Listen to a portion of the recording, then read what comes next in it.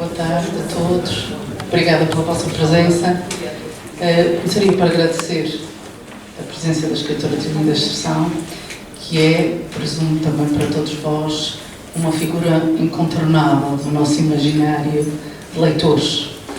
Portanto, ela começou a escrever em 81, continua a escrever, continua a deliciar-nos com os contos, com os romances, com as novelas, a ganhar imensos prémios, mas ela já falará disso. Portanto, agradecer a vossa presença e este será, de facto, esta rubrica do Encontro com o Escritor que tem vindo a acontecer desde 2016. Nós, normalmente, no verão, interrompemos, pelas razões que também hoje nos dificultam o calor, e no verão os leitores estão mais na praia. Portanto, vamos interromper no verão, voltamos depois no final do ano.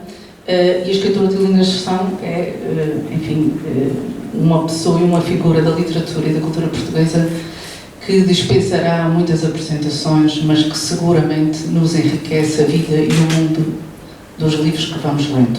Portanto, de manhã tivemos cerca de 80 alunos aqui à conversa com ela, com perguntas, algumas muito interessantes, outras mais espevitadas e atrevidas. Esperemos que também possamos contar com as vossas. Muito obrigada pela vossa presença. Agradeço também ao Carlos Sobrinho, que é nosso colaborador em muitas destas questões e que hoje também vai liderar esta conversa. Muito obrigada.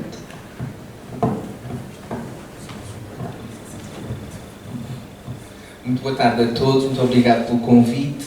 Seja novamente bem-vinda. Eu estou, como já disse de manhã, felicíssimo pela oportunidade de estar a conversar com a professora Tiolinda Gerson, que é alguém que eu admiro imenso enquanto escritora e por isso é para mim, eu estarei em êxtase aqui, vocês logo verão, pelo menos sentirão essa sensação. Eu não tenho bem a noção se conhecem ou não a obra da professora Tiolinda Gerson, por isso, de uma forma geral, só para fazer uma apresentação que é para eu poder largar esta folha que está aqui, porque depois tenho outras que me interessam mais. A professora Tiolinda tem 18 livros publicados até ao momento, de manhã descobrimos que há mais alguns, traduzidos em 17 línguas variadamente. Tem cerca, já agora, a título de curiosidade, cerca de 50 teses de licenciatura, mestrado, doutoramento feitas em Portugal, Brasil, Polónia, Itália, Estados Unidos, Inglaterra, Alemanha e Senegal sobre a sua obra, que é assim extraordinário.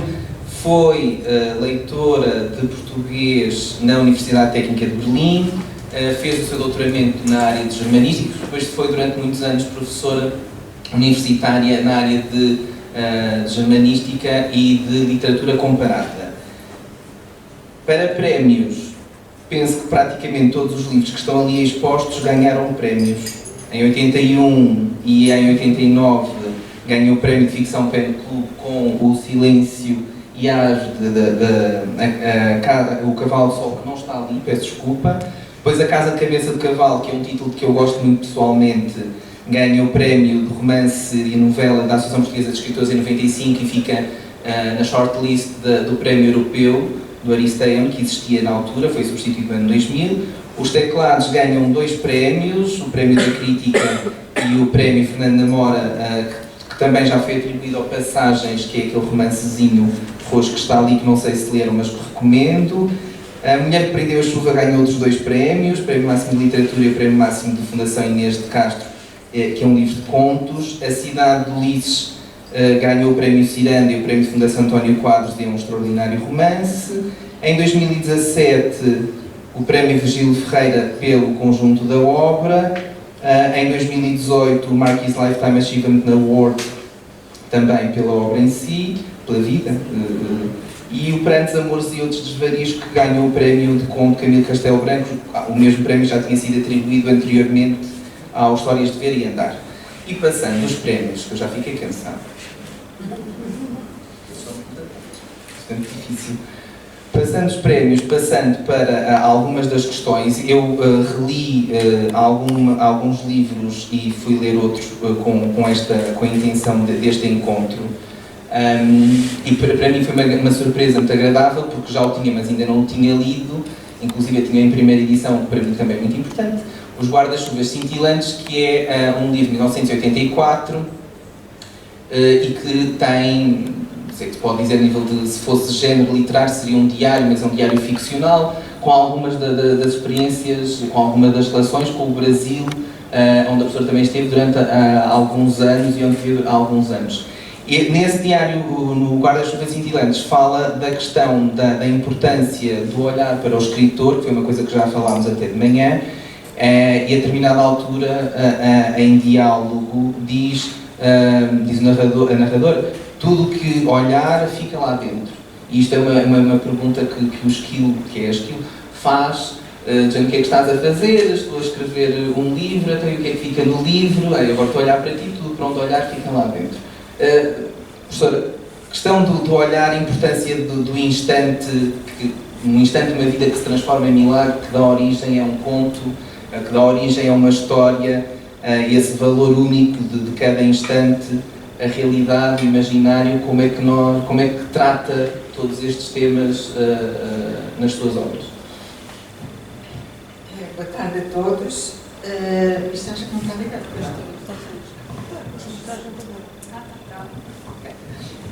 Antes de responder à sua pergunta, que aliás é muito interessante, eu gostava de agradecer desde logo à Luísa Ribeiro, que foi quem me convidou já há 2 anos. O ano passado eu acabei por não poder vir para esta sessão aqui em Angra, onde eu tenho imenso gosto em estar. Já é aí a 4ª vez que eu venho a Angra, mas a primeira para um evento literário. E agradecer à professora Cláudia e ao professor Carlos Severino, que já esteve esta manhã aqui comigo e com um grupo de alunos, aliás a professora também esteve, e obrigada a todos pela vossa presença. Fico muito contente por poder estar convosco esta tarde e responder às perguntas que quiserem. Começando por estas, portanto, o momento, o olhar. De facto, eu acho que a literatura tem muito da experiência que nós temos, daquilo que vemos acontecer, do mundo à nossa volta, daquilo que acontece e que nos toca, que nos magoa, que nos entusiasma, que nos fascina ou que nos angustia também, muitas vezes, ou escandaliza. Mas também a literatura é um esforço de prestar atenção às coisas, e nesse livro eu faço uma espécie de um diálogo com as minhas filhas. Eu comecei a escrever esse livro, Os Guarda-Chuvas Cintilantes, no Brasil, e elas eram pequenas na altura, sobretudo uma eu chamo-lhe Girafa, porque era como lhe chamavam na escola, porque ela é altíssima, e a outra tem menos de 6 anos. Na altura havia uma grande diferença de idade, quando são pequenas, não é? 6 anos é imenso, e então ela sentia-se sempre muito pequenina, ao pé da irmã, também não é tão alta, mas muito mais nova, e era assim outro tipo de feitio, mais esquivo, mais muito atrevido, mas uma personalidade diferente. E eu acho que o Esquilo era um nome que lhe colava bem. E é uma conversa, porque eu acho que as crianças têm uma visão maravilhosa das coisas. O Picasso dizia, viu desenhos de crianças e dizia como elas são artistas. E o trabalho que eu tenho para tentar ser como elas. Porque elas desenham realmente magnificamente. As crianças são todas artistas. E depois eu acho que é a escola que dá cabo da veia artística, porque lhes quer ensinar a desenhar de determinada maneira, etc. Assim como porque eu sou muito iconoclasta e penso muito fora da caixa. E a experiência que eu tenho também como mãe e como professora é esta, é que de facto a escola tem de ser diferente do que é. Quando as minhas filhas eram crianças, havia aquela ideia do eduquês. Portanto, na escola diziam, na infantil, não ensine nada em casa, que você não sabe ensinar nada, nós é que sabemos, portanto, não ensine nada. E então, o método era exatamente o contrário de tudo o que faz sentido. Partia-se da frase para a palavra, da palavra para a sílaba, e no fim aprendiam-se as letras. De maneira que, no primeiro dia, da primeira classe, a professora escreveu no quadro: os ursos são grandes e gostam de mel. Agora, copiem. Ora, as crianças não sabiam as letras, não sabiam nada. Então, a minha filha mais velha chegou a casa cansadíssima e disse: isto é muito difícil, a escola é um horror, tive que copiar isto tudo. E era uma coisa que nem se entendia, eram desenhos. Pronto. E, portanto, ela perdeu completamente o gosto da leitura. Foi logo ali, foi muito mais tarde que o reconquistou. Posso interromper? Isso dá origem a um conto seu que eu estou à procura dele e não consigo encontrar nas minhas notas. Qual é? Isso deu origem a um conto seu, que são literalmente as teorias da educação numas férias de verão. O verão das teorias. É o verão em que, numa família, há pessoas que discutem estas coisas todas teóricas e depois, no fundo, é a realidade que triunfa. E as crianças estão-se nas tintas para o que os adultos acham. De tal maneira que a minha filha, que depois é economista e que se formou com 18 na Universidade de Lisboa, e na altura o diretor da faculdade, que até era professor dela, lhe disse: mas você tem tão boas notas, pode fazer um mestrado e depois candidatar-se a fazer um doutoramento e eventualmente até ser professora universitária. Ela disse: professor, por amor de Deus, eu não quero a vida da minha mãe nem morta. Mas, quando fomos para o Brasil, ela foi para a terceira classe e não sabia ler. E foi para a terceira classe. E eu pensava: coitadinha da minha filha, é tão burra, ela não consegue ler, não sabe nada. E depois chegou ao Brasil e a escola era uma escola normal, mas era um bom colégio, era um colégio privado, é verdade, mas em Portugal também era. E de semana a semana, de repente, ela tornou-se a melhor aluna da classe e desabrochou e aprendeu tudo e sabia tudo. E eu disse: bem, realmente a mim cá me parecia que a escola é que estava mal. E acontece, ainda hoje, os alunos não têm possibilidade de exprimir os seus sentimentos, a sua visão do mundo, porque só lhes ensinam a escrever textos funcionais, como se escreve uma carta a fazer uma reclamação, ou a pedir emprego, ou não sei o quê, ou artigos de jornais, e falem do artigo de jornal, eles são cada vez mais formatados. E depois escreve um texto com não sei quantas palavras, 100 palavras, 150, não sei o quê, um texto argumentativo, e depois nos exames saem 3 textos enormes que eles mal têm tempo de ler, passam assim os olhos por cima, e depois umas perguntinhas completamente patetas sobre coisas que estão no texto, que é só ir lá e copiar. E às vezes os exames estão tão mal feitos que eu lembro-me de um exame final que eu vi e que não foi por acaso daqueles em que uma professora disse às alunas de quem era explicador ou o que é que ia sair no exame, e depois felizmente acabou por ser afastada, mas isso nem sempre acontece. E então, para eles terem melhores notas e não poderem errar e as escolas ficarem num bom ranking e se mandar lá para as entidades europeias que Portugal tem um bom ensino e não sei quantos, a pergunta era de tal maneira estúpida que era um texto em que 2 pessoas tinham opiniões aparentemente diferentes, mas ambas tinham razão. E depois perguntava quem tem razão, o João ou o Pedro. E uma criança muito inteligente ficaria aflita com a pergunta e dizia: ambos têm, como é que eu vou escolher um? Se escolher um fica errado, se escolher o outro fica errado, não me dão a alternativa de dizer ou ambos, quem tem razão, este ou aquele, ou ambos. Não havia esta alternativa, portanto eles escolhiam um qualquer e seja o que Deus quiser. E depois aquelas coisas das cruzinhas, por aí fora. Portanto, eles não se sabem exprimir, eles não sabem redigir nada. Diz-se que é a geração mais preparada de sempre, mas não é, querem o imediato e acham que fazer a investigação é o copy-paste e por aí fora. E eu já não fui na cantiga de não ensino nada porque você não sabe ensinar. Eu acho que até sei, embora estivesse sempre a nível universitário, mas com os meus netos eu fui ensinando as coisas como faz sentido. E a verdade é que eles ambos gostam de ler e sabem exprimir-se e sabem redigir coisas e estão bem. E eu acho que, portanto, a escola devia mudar. Mas isto foi só... Sim, vão além disso.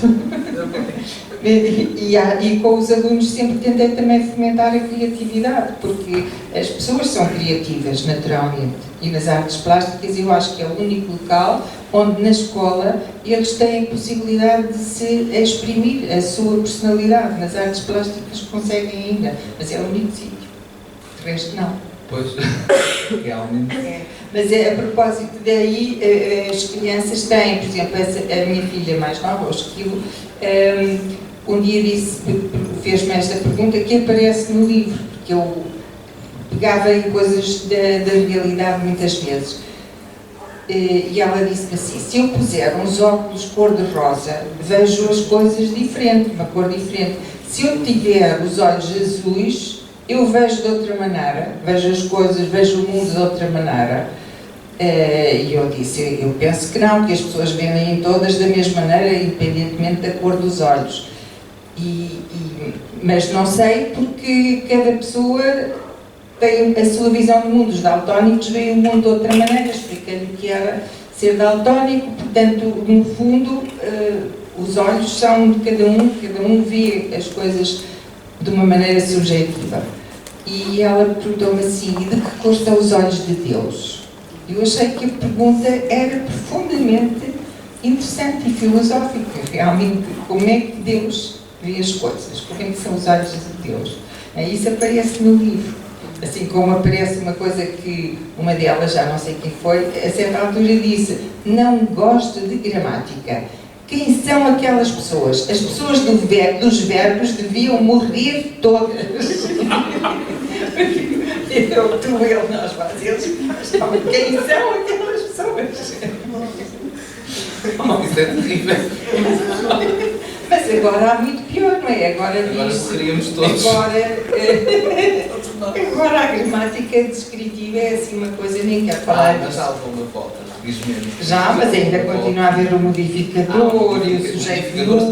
Está presente com a força toda. E o sujeito nulo, diz fulana, a Helena entrou em casa, ponto, fechou a porta, o sujeito fechou a porta é nulo. Como é que é nulo se sabemos que é subentendido é ela e até se chama Helena? Porque é que é nulo? E por aí fora, quer dizer, são coisas que vêm do estruturalismo que, quando eu era aluna da Alemanha, já tinha passado de moda há imenso tempo, que é uma coisa abstrata, é um esquema abstrato que não tem nada a ver com a realidade cotidiana e isso não é para ensinar às crianças. Os linguistas que discutam lá o que quiserem, mas noutro nível. Porque para as crianças isto não faz sentido. A professora sabe que essas modas demoram um bocadinho a chegar a Portugal e depois quando chegam são bastante cimentadas e depois para tentar desconstruir. É muito difícil, até porque é muito fácil dar aulas assim, difícil é corrigir as redações, que dá muito trabalho, ler 30 ou tantas redações é muito difícil e ensinar a escrever e mostrar repetições e sei lá o quê, e isso dá muito trabalho. Portanto, coisas com coisinhas corrigem-se depressa. Mas não é para isso que estamos a conversar. Mas há uma coisa que está relacionada com isto, porque uma das coisas que a professora Ana Teresa Diogo, que foi minha professora de literatura, escreveu sobre si no verbete da Bíblia, foi que a sua literatura é uma reflexão sobre a escrita e sobre a linguagem, que é este tema de certa maneira. E neste último livro, no Atrás da Porta, há um conto que se chama A Criação de uma Criatura, que eu achei delicioso por causa do objeto verbal não identificado. Um OVNI, mas neste caso é um objeto verbal não identificado. Não é? E de certa maneira esta preocupação com a linguagem nota-se também, já tinha referido manhã, com o escrever, mas o depurar. Os seus romances nunca são muito longos. Os contos, alguns têm 4 páginas, 3 páginas, Isto é uma limpeza profunda, isto é um cuidado profundo com a linguagem, com aquilo que quer transmitir, com a capacidade visual, como já tinha referido de manhã. É trabalho à volta de... é oficina. É oficina, até porque ser sucinto dá muito trabalho e ser sintético. Acho que sim, não gosto de palavras a mais, nem a menos. Conseguir chegar ao objetivo de colocar a situação ideal. Tento isso. Uma outra característica é a narrativa na primeira pessoa. Também, nem sempre, mas acontece muitas vezes. Sim. E que cria momentos extraordinários. Dou-lhe um outro, o Dona Branca e os prestidigitadores ou as cartas deitadas, por exemplo, nas histórias de Verenda, as cartas deitadas é um conto muito bonito, né? Que é uma carta, na verdade, não é? Que chega ao final com a ideia de, agora que eu já escrevi, que já repus a verdade, de certa maneira um conto em que se tenta repor a verdade em relação a uma situação, agora só resta deitar ou não a carta no correio. E o próximo passo é deitá-la, portanto ele vai deitá-la, e há uma carta de terminar. É. Mais um ponto para sugestão para leitura. Nós temos muitas sugestões de leitura. Uma outra situação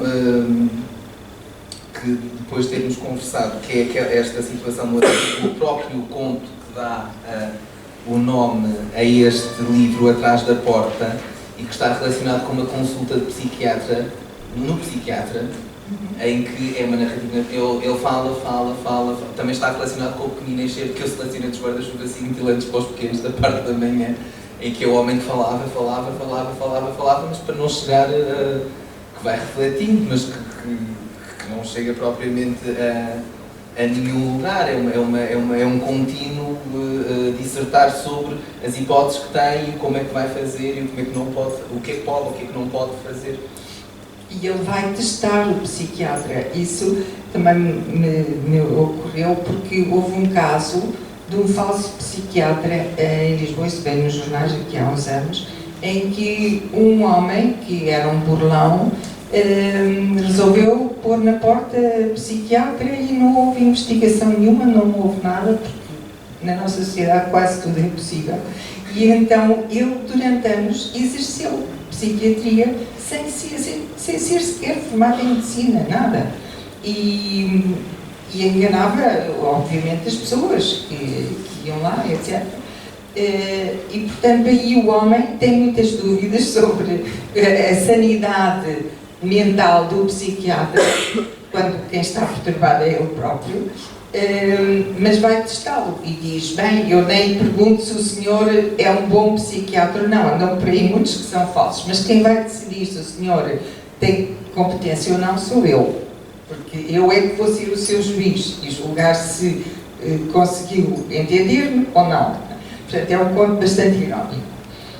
Que é uma coisa uma característica que também aparece, que é uma ironia finíssima, maliciosa, completamente, que é uma das características ou daquilo que torna os contos mais interessantes, é sempre aquele twist, aquela voltazinha que uma pessoa está à espera. Há um conto que eu gosto muito do Pranto, os Amores e Outros Desvarios, que é o 10º Mandamento, que eu uso normalmente quando trabalho com adultos relacionados com a questão da economia e da visão daquele bancário, quando olha para aquele sem-abrigo e depois subverte no final toda a possibilidade ou seja, ele sai da igreja com uma ideia epifânica de como é que vai conseguir resolver todos os seus problemas usando tudo e mais alguma coisa dos sem-abrigo. E isto é uma ironia de um olhar em relação à sociedade que não perdoa. E é uma total inversão dos valores, porque o 10º mandamento é não cobiçar as coisas alheias. E ali é um banqueiro riquíssimo que vê um mendigo a devorar uma costeleta com um prazer enorme porque ele estava cheio de fome. E ele inveja-lhe a costeleta, porque ele não tem direito a ter nada, porque é um mendigo. E porque o facto de ele ter uma costeleta o ofende, porque tudo no fundo deve ser dele. E é uma pessoa profundamente religiosa. A seguir vai à igreja, rezar, etc. E pede que Deus o ilumine para resolver lá uns problemas, porque o banco dele está falido. Como muitos nossos. Como muitos nossos, mas pois. E depois tem assim uma iluminação e tem uma ideia como ele pode, aparentemente fazendo uma obra de caridade, tirar um lucro imenso a partir dos mendigos. E não vou contar como, porque é a história, mas realmente é a inversão total das coisas. Que é muitas vezes o que eu tenho a sensação que se passa, quer dizer que há milhões de pessoas com fome no mundo, há milhões de pessoas a morrer literalmente de fome, etc. E quase todo o dinheiro do mundo está estudado, está nas estatísticas, está nas mãos de uns 80 nomes de grandes empresas, de grandes empresários, de grandes banqueiros, etc., que controlam tudo. E, portanto, o sistema económico está completamente viciado e há os que ganham sempre e os que perdem sempre. E há os que criam os períodos de inflação e depois os períodos de deflação e fazem milhões com isso. E que as pessoas morram tanto lhes faz.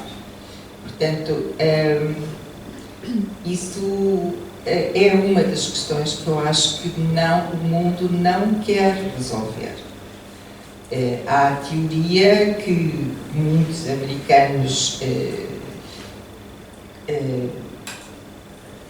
partilham e sentem que é assim, é que a América está falida e está a fabricar notas aparentemente seguras, porque a riqueza do país corresponde às notas que as máquinas rotativas fazem, mas na verdade não corresponde. Portanto, o dinheiro está a ser fabricado em falso. Por isso há tanto interesse em que se façam guerras e o comércio das armas e por aí fora. E os Estados Unidos estão envolvidos em tantas histórias de guerras e de vendas de armas e de tudo isso.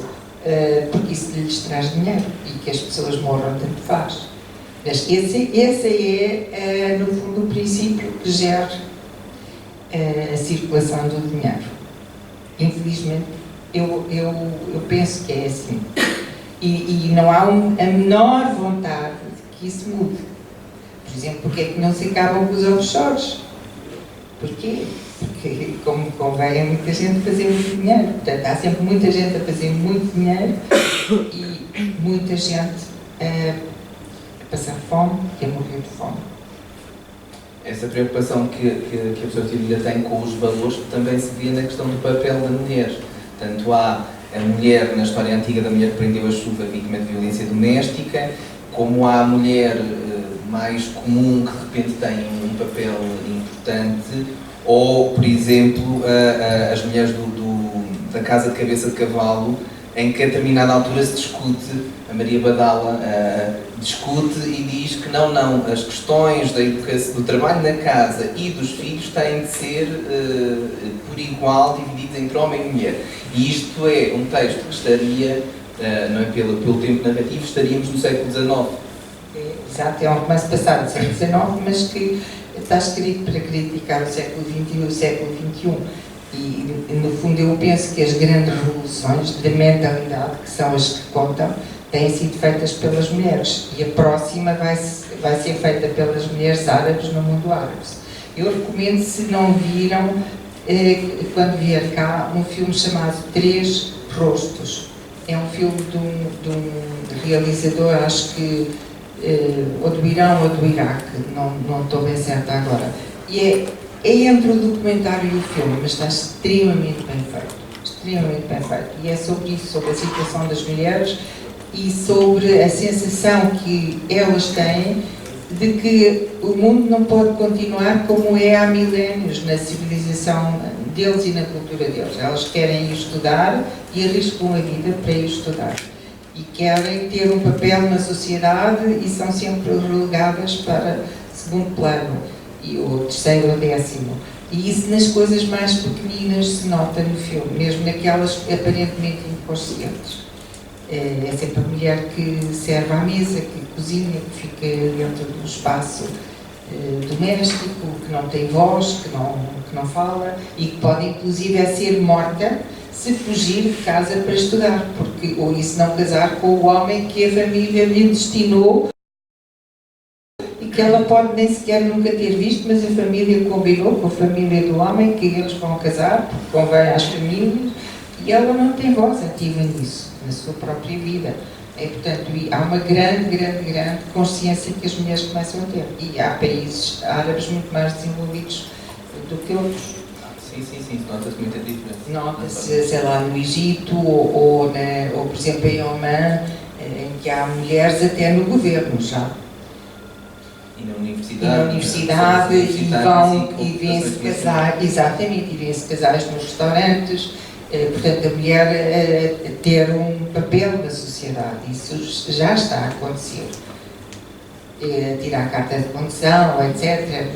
Enfim, muitos avanços que se vão fazendo. E eu acho que em Portugal também as mulheres tiveram um papel fantástico na mudança das mentalidades. Eu quando tinha 34 anos, foi o 25 de Abril, portanto, grande parte da minha vida foi passada numa ditadura.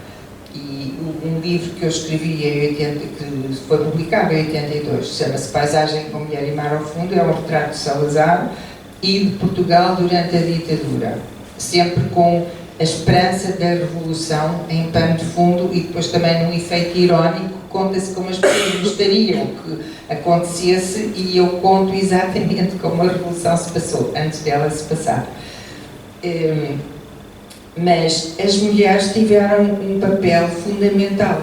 Por exemplo, a minha avó divorciou-se em 1920 e foi assim um escândalo de todo o tamanho. Depois, como se separou do meu avô, enfim, que era absolutamente um playboy, que nunca trabalhou e que deu cabo do dinheiro da família toda, etc. E a filha mais velha foi para a universidade. E as amigas da minha avó diziam, também é uma coisa completamente estúpida dizer isto a uma amiga, mas é que elas diziam porque era o que elas sentiam, e diziam que pena a Ireninha ter que estudar, porque já não tem o mesmo valor que as outras meninas. E a minha mãe nunca foi estudar, nem acabou o liceu, casou com 19 anos, e tinha uma pena louca de não ter ido estudar, e podia ter ido, mas os constrangimentos sociais eram tão grandes, porque o meu pai, que era médico, tinha duas irmãs que foram das primeiras mulheres a ir para a faculdade, meu pai acharia ótimo, mas a minha mãe não se atrevia. A minha mãe era uma senhora que aos 80 anos era incapaz de ir sozinha a uma matinê ou de ir sozinha à baixa. E dizia, filha, mas o que é que as pessoas vão pensar? Portanto, vivia-se assim, né? Dessa maneira, não é? E assim se vê como ficam os constrangimentos sociais completamente assimilados desde a infância, a adolescência até ao resto. Exatamente. Quer dizer, entre a geração da minha mãe e a minha houve assim uma diferença muito grande. Na minha geração já toda a gente ia para a universidade. Na geração da minha mãe não. E depois as mulheres foram conquistando lugar no espaço público, na política, em tudo. Também havia a teoria de que as mulheres não tinham vocação para a matemática. E têm, e as mulheres estão em número superior nas universidades hoje em dia. E têm melhores resultados. Agora, continua a ser preciso que as mulheres tenham imenso trabalho e imenso valor para conseguirem chegar aos mesmos lugares que os homens conseguem, porque ainda há imensos preconceitos contra as mulheres e há salários desiguais para trabalho igual. Portanto, ainda há muito caminho para andar. Pois, isso é verdade. Há uma preocupação que a professora Tilda vai tendo na obra, que é a questão, e que está de certo modo também relacionado com esta questão do papel da mulher, que é a questão da preservação da memória. Como manter a memória, a preservação da lembrança. A Casa de Cabeça de Cavalo tem a determinada altura uma frase muito bonita, que eu gostei muito, e que diz: tinham medo de perder a memória, por isso se agarravam às lembranças e falavam. Porque realmente a palavra, uns falavam uns, e há uma personagem que é o Januário, se ainda não leram, leiam por favor, que escreve, é nomeado o escritor de serviço das lembranças de todos os outros, também nos seus cadernos, vai escrever nos seus cadernos. O primeiro seria Cadernos de Apontamentos Úteis, que é um título muito bonito. Ficou com os cadernos para si também, para a prática da sua escrita. Mas esta importância da memória, esta preservação da lembrança é particularmente importante e particularmente, para mim, é particularmente querida a noção de que nós temos e devemos preservar a memória, não só a nossa, mas de todos aqueles que nos antecederam. E a noção de que quando morre uma pessoa, quando morre uma pessoa, perde-se uma biblioteca inteira, quando morre uma pessoa, perde-se toda uma questão de histórias, toda uma série de histórias que nós é que ficamos em falta, de certa maneira. Mas em toda a sua obra a questão da memória está muito presente. Está, e eu acho que a literatura é um lugar de memória, de preservação da memória. Por exemplo, quando eu escrevi A Paisagem com a Mulher e Mar ao Fundo, eu escrevi que tinha que o escrever, porque realmente fui testemunha de tanta coisa e vi viver tanta coisa que tinha de falar disso. Sobretudo numa altura em que já havia liberdade para falar e não se ia para a prisão por escrever contra o regime, etc. Portanto, já era possível falar e publicar sem sofrer sanções. E nessa altura apareceram muitas escritoras, sobretudo mulheres. Não é? Eu lembro, por exemplo, do Miguel Torga, que era amigo da minha família e morava na mesma rua que eu, de ele ir para a prisão e de ser preso e de ter livros apreendidos pela censura. Portanto, os livros eram guilhotinados ou queimados ou qualquer coisa, não podiam circular, o que era horrível, porque realmente as pessoas não tinham liberdade de se expressar. Que é isso que eu também critico no ensino de agora. Caramba, a ditadura acabou. Mas eu vejo a literatura como um lugar de memória e mais tarde pensei, ainda bem que eu escrevi este livro, que teve várias edições na altura e depois a editora onde ele saiu, que foi o jornal, faliu, e vai sair agora uma outra edição em outubro. E eu penso ainda bem que eu posso dar esse testemunho às gerações mais jovens, que já nasceram depois do 25 de Abril e não sabem como é não ter liberdade. E é bom que leiam a experiência de quem viveu essa época. E A Casa da Cabeça de Cavalo, que o professor Carlos Severino está a falar, também é um livro em que se tem a noção de que as histórias que ouvimos contar, as histórias da nossa família, as histórias de outras pessoas, de outras épocas. Eu vivi numa família em que se contavam histórias e em que o meu avô era professor primário numa aldeia. Íamos sempre lá passar férias, a casa, juntava-se lá a família da parte do meu pai, éramos muitos tios e primos e eu adorava ir conversar, por exemplo, com as empregadas domésticas e com as pessoas do povo, mas sobretudo as empregadas que estavam lá em casa e que sabiam histórias de fantasmas e de almas do outro mundo, dessas coisas que me apavoravam, mas que eu adorava absolutamente ouvir, adorava.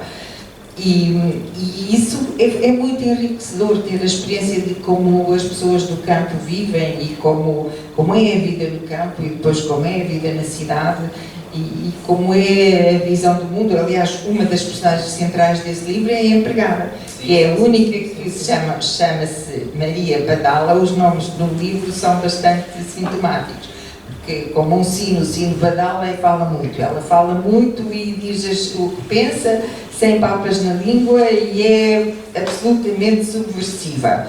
E diz: as meninas estão aqui fechadas em casa, precisam sacudidas, parecem bonecas sentadas nas cadeiras, não pode ser, têm que viver a sua vida.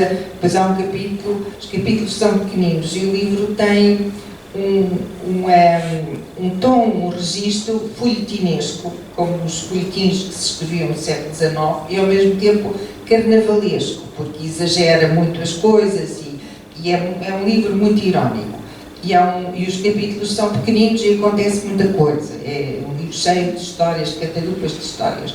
E há um livro em que ela chama-se, um capítulo, Histórias de Badala embalando Tina, que era outra das crianças da casa, há várias gerações e várias histórias a passar.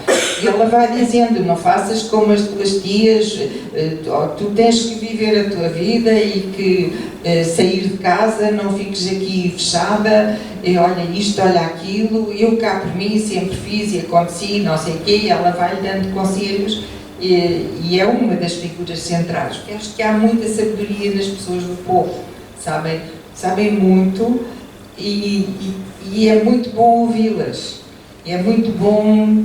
Eu acho que hoje se perdeu muito isso, sabe, de conversar, de ouvir, de falar, estamos muito ligados às tecnologias, ao ecrã e esse contacto é tão enriquecedor, para mim pelo menos foi, e eu sinto-me muito privilegiada por ter tido isso, e inclusivamente também muitas das histórias que lá estão contadas foram histórias que se passaram na minha família e naquela aldeia. As mais inverosímeis aconteceram realmente, de maneira que também é uma maneira de preservar a memória de uma época. O livro cobre mais ou menos um século, porque se formos ver as memórias dos nossos pais e dos nossos avós, se formos ver, é mais ou menos um século que isso abarca. E é muito importante ter essa noção da passagem do tempo e como as coisas evoluem. E como estava a dizer, é muito bom ter a oportunidade de estar na aldeia e ouvir as histórias, e vem para a cidade e tem outras histórias. O romance A Cidade de Ulisses, que tem por base Lisboa. Lisboa é quase uma personagem em todo o romance, se formos a ver. É um romance extraordinário também por essa relação que há com a cidade, com as artes plásticas, sim, porque as personagens principais são artistas plásticos, mas com a cidade, com a relação com a cidade, com os espaços da cidade, que agora estão, por incrível que pareça, a Cidade de Ulisses, que é de 2011 e nós estamos em 2019, já se tornou neste momento um fator de preservação da memória, porque a Graça já não tem nada a ver com a Graça que descreve, o bairro da Graça já não tem nada a ver com o bairro da Graça neste momento de Lisboa, em que temos uma série de, maioritariamente franceses, mas uma série de estrangeiros a viver, e em que aquela descrição, aquele encontro que se faz, toda a circulação que se faz do bairro da Graça já não coincide atualmente com aquilo que estava há 8 anos atrás. Portanto, esta preservação da memória não é uma coisa tão extensa quanto isso, em alguns casos, são coisas que realmente, há coisas que estão a mudar muito rapidamente e há uma certa urgência de o fazer também, não é? Exato. Então, há muitas coisas que mudam mais e mudam mal, porque parecem bem, não há quem. Não há quem. E a preocupação com o tempo, com a forma como se gera o tempo, seja o tempo da vida, com a questão do envelhecimento, seja o tempo dos séculos, vamos lá, se quisermos o tempo cronológico, também é uma coisa que vai aparecendo em alguns textos, não é?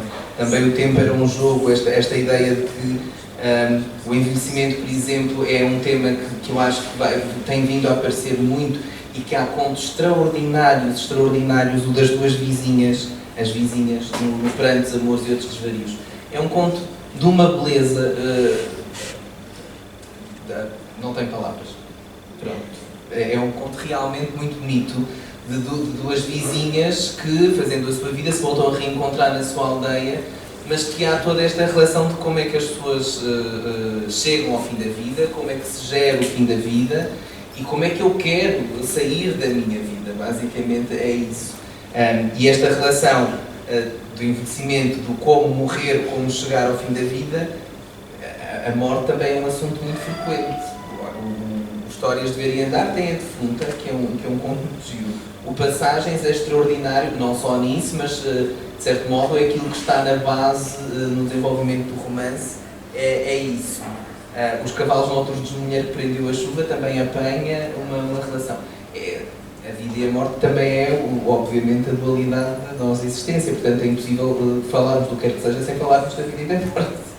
Exato, a morte é um tema muito presente, sobretudo hoje em que se discute a eutanásia, por exemplo, eu também falo, embora de passagem nesse livro, mas é uma questão que se põe e como é que é numa altura em que já não há quem cuide na família das pessoas idosas. Naquele ponto das vizinhas, elas não fogem dos lobos nem dos animais selvagens, elas fogem da família, que as quer pôr numa instituição e elas não querem. Não é isso que elas têm idealizado para elas. Não, escolhem outro fim.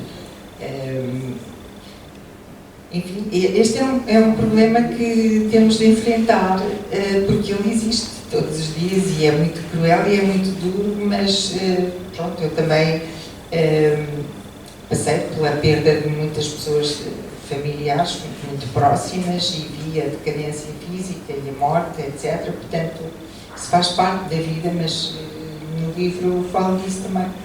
Acho que isso também não devemos tentar pôr para baixo do tapete, porque é uma realidade que está lá. Sim, acho que é uma péssima ideia pôr para baixo do tapete, porque depois quando aparecer vai ser de chofre, será muito pior. Vai ser muito pior. E além disso, também o envelhecimento é um espelho para nós. Nós fugimos da velhice, da doença e tal, porque pensamos isto é o que me vai acontecer e eu não quero. Portanto, temos tendência a fugir, a não estar lá. É porque é demasiado doloroso estar lá. E, no entanto, é necessário estar. E é necessário ter essa força, não é? Bom, enfim, isso é muito mais complicado, é mais fácil fugir. Portugal, sendo um dos países da Europa cada vez mais envelhecidos, é uma realidade que se torna premente também olhar e saber, de certo modo, como não se vai resolver, mas como tratar. Como tratar, e a mim impressiona, por exemplo, eu nunca escrevi conto nenhum com esse tema, mas há muitos casos de idosos que se fecham em casa e se deixam morrer e não saem mais, não se alimentam e são encontrados mortos meses mais tarde. É terrível isso, mas acontece. É o negar-se a existir. Eu não querer mais viver. Não é? E também acho que a sociedade tem que refletir a sério sobre esse assunto. Eu para mim, também vou, se Deus quiser, e se tiver possibilidade, mas já disse aos jovens da família que sabem isso, eu para mim não quero viver se estiver incapacitada de fazer a vida normal e depender de outras pessoas. Não quero viver mais nessa altura, não quero. Portanto, se em Portugal não houver solução, então levem-me à Suíça, por exemplo, onde há clínicas que praticam a eutanásia. Isso não me assusta nada, pelo contrário, descansa-me. Pensar que existe essa possibilidade, para mim, é maravilhoso. Sim. Maravilhoso. Agora, cada um terá a sua escolha e deve ser livre de ter a sua escolha. De poder fazer. Pois. Antes de passarmos às questões à nossa plateia, gostava só de que comentasse duas coisas. Uma, a presença mais do que frequente dos anjos na sua obra. Nós temos o mensageiro, outras histórias temos os teclados, o nascer. Os anjos vão aparecendo cada vez mais. E a questão de Deus, porque Deus aparece não aparecendo. Que na verdade é isso, não é? Se por acaso ouvis esta mensagem é interessante, mas a própria Dona Branca e os prestidigitadores, há essa situação que diz: eu tenho aqui uma ideia de como é que era o banco perfeito, não sei se me estás a ouvir, se não.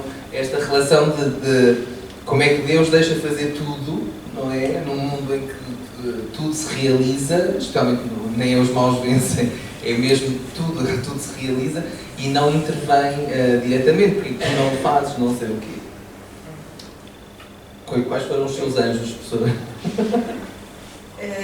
Eu até acredito que existe outra dimensão.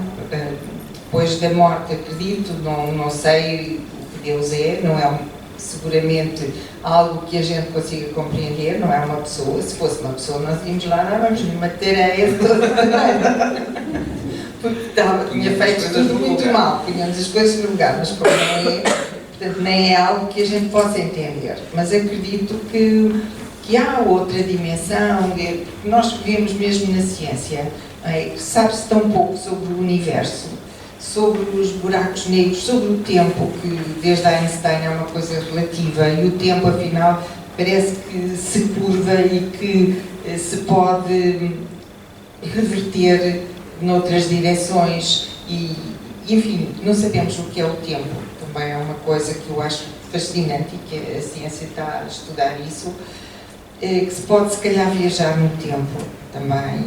Enfim, há perguntas ou questões tão interessantes na ciência que se relacionam com outras dimensões, que não são a dimensão humana. Acredito que mesmo que não exista um além, nós quando, por exemplo, somos cremados, que eu acho que é o fim ideal, voltamos à terra, à chuva, ao vento e ao fogo, que são os elementos. Portanto, e fazemos parte do ciclo da natureza. E Platão, por exemplo, falava da alma do mundo, que é a parte espiritual que envolve o mundo. E isso, portanto, é uma ideia que anda na cabeça da humanidade há milénios, que se calhar o mundo também tem, o universo está rodeado de espírita, que é o conto Nascer, vem também dessa ideia, de que se calhar antes de nascermos nós estamos já num outro lugar, e podemos nascer ou não, mas temos a tentação de cair na realidade e numa vida terrena, porque se calhar o infinito e o indefinido onde estamos antes de nascer é demasiado monótono e a vida aparece como uma aventura, como um risco, mas como uma coisa fascinante. Pode durar um dia, como a vida das borboletas, ou pode ser longa, mas o conto termina dizendo que caímos na realidade, caímos num corpo,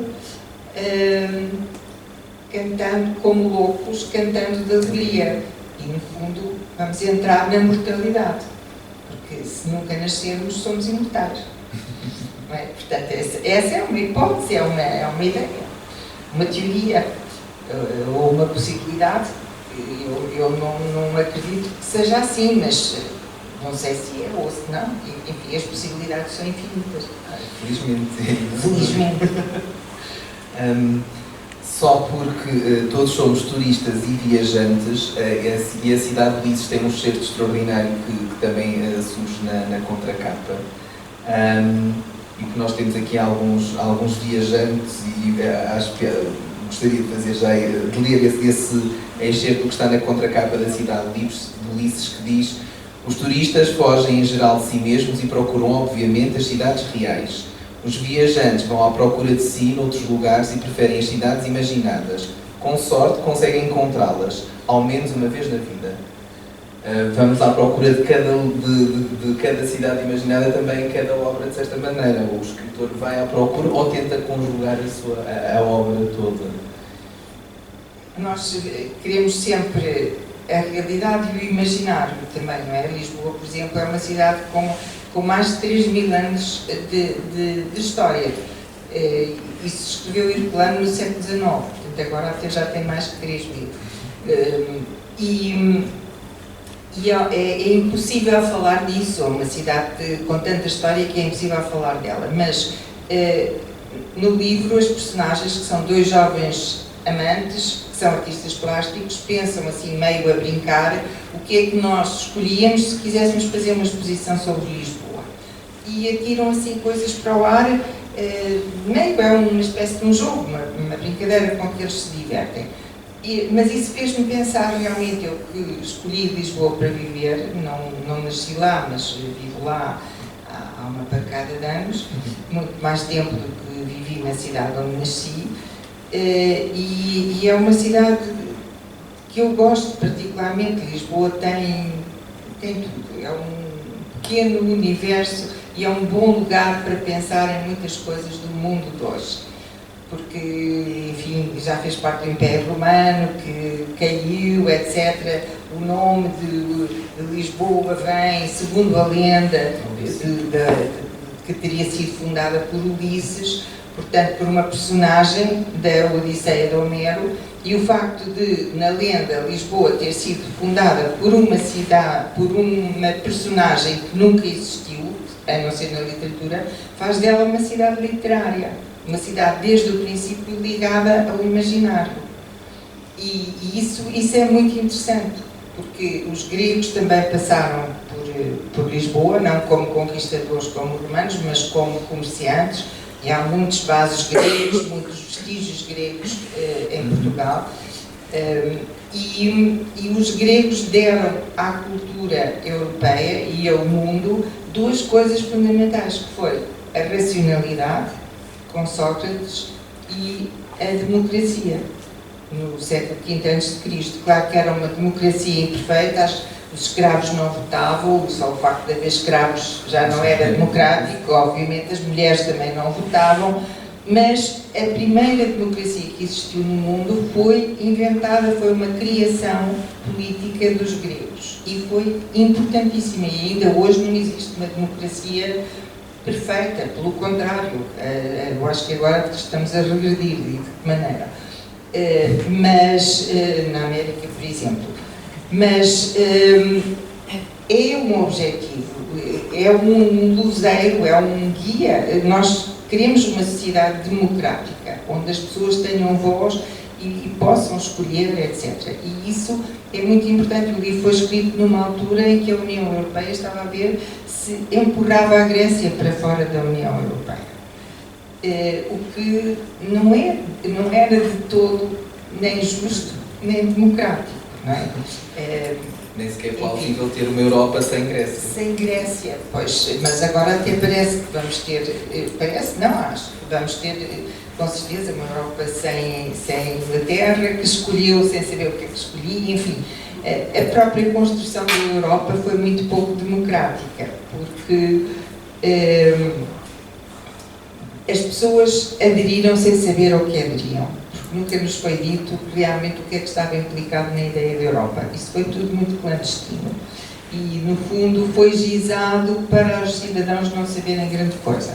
E, de facto, o Parlamento Europeu não nos diz grande coisa, nem recebemos ordens deles, mas não temos voz ativa em muita coisa. Enfim, é uma situação também complicada que nos faz pensar. Mas isso